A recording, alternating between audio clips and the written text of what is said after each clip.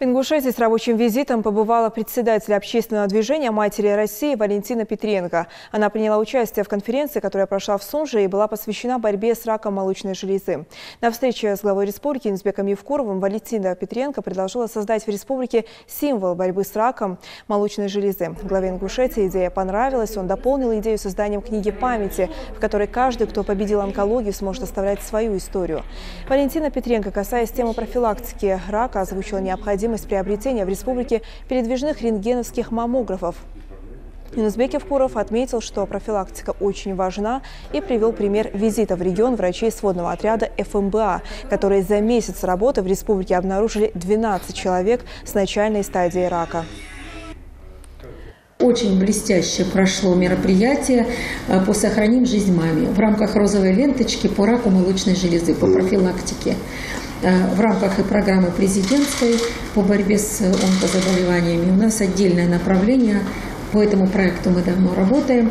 Решили провести такую конференцию. Приехали все республики Северного Кавказа. Мы сделали на улице как мини-концерт и выступление, как открытие такое в больнице. И что самое интересное, впервые поставили елку, на которой была украшена розовыми лентами, как символ, символ защиты женщин от рака молочной железы и профилактической работы. И знаете, какая у нас родилась идея? Впервые, наверное. Может быть, подумать где-то на какой-то центральной площади или огромную ель, которая будет вечно зеленая, и зимой, и летом. Сделать таким образом, чтобы все, кто остался жив, прооперированы, у кого было онкозаболевание, в честь этих спасенных людей вешать розовый бант. И во-первых, это напоминание будет всем о том, что нужно прийти и проверяться.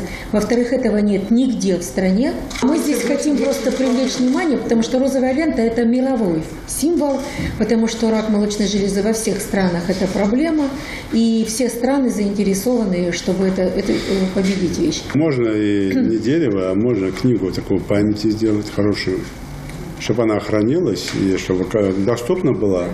И каждая сохраненная жизнь, человек приезжает туда, посещает, и как такое, книгу памяти там расписывается, благодарит там врачей там, и расписывается тоже как вариант. Подумайте. У нас очень красивая рекламная продукция, которая не унижает больную женщину, не унижает мужчину, у которого есть проблемы. И эта бы рекламная продукция, она призывала к сохранению жизни, и что зависит это от человека, не только от врачей.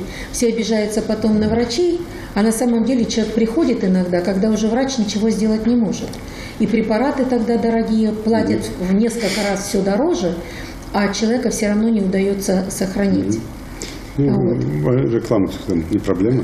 Да. Круглосуточное телевидение работает, газета есть, пожалуйста. Сегодня выступили все республики, сейчас продолжается заседание еще конференции. Очень емкие, интересные были выступления. Я искренне говорю, рассказывали о проблемах, проблем несколько. Например, одна из тех проблем, которая для республики очень важна. Нам нужно оборудование передвижные комплексы маммографические, где и установить можно гинекологическое оборудование, и проверять в отдаленных поселках, приезжать, потому что не все люди имеют возможность провериться. А на Северном Кавказе рак достаточно серьезно, видимо, еще и потому, что солнца много и так далее. И детей много рожают женщины, кто-то кормит, кто-то не кормит, и разные есть нюансы, влияет все это. Или просто не хотят, не идут, боятся. Скорее всего, это. Да, это на первом месте. Дело даже не то, что боятся, просто я и все остальные, просто человеческий фактор. У меня спросите, когда я сам говорю, обследуюсь. А вы мне то же самое задайте вопрос. Не говоря обо мне, у меня кабинет напротив. Да, то есть, когда мы сами обследуемся. Поэтому, конечно, здесь дисциплина должна быть в этом плане. И если бы население относилось бы более дисциплинированно ко всем этим делам, я думаю, мы сейчас проверяли по линии УИБа, Федерального агентства, медико-биологического. Я скажу, это вообще супер, конечно, такая помощь была. Они выявили, сколько там на первой стадии. На первой стадии 12 человек. 12. И как они благодарны, потому что они бы никогда в жизни сами не пошли бы. То есть они случайность, приехали, организовали, проверили, и у них выявили на первой стадии. Все, они излечимы, они уже поехали лечиться, они уже там уже за него Поэтому, конечно, вот эти примеры людей толкают. Ну, это так. Недели, 2 недели вроде как сполошились, потом опять заглохло. Когда этот человеческий фактор, он всегда будет присутствовать, надо больше рекламы делать. Надо вот этих людей показывать не просто в общем, а показывать тех людей, которые излечились, у которых выявили на ранней стадии.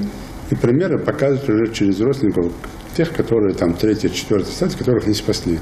Просто показывать, чтобы родственники сказали, да, если бы обратились своевременно, обследовались, здесь надо подумать хорошо.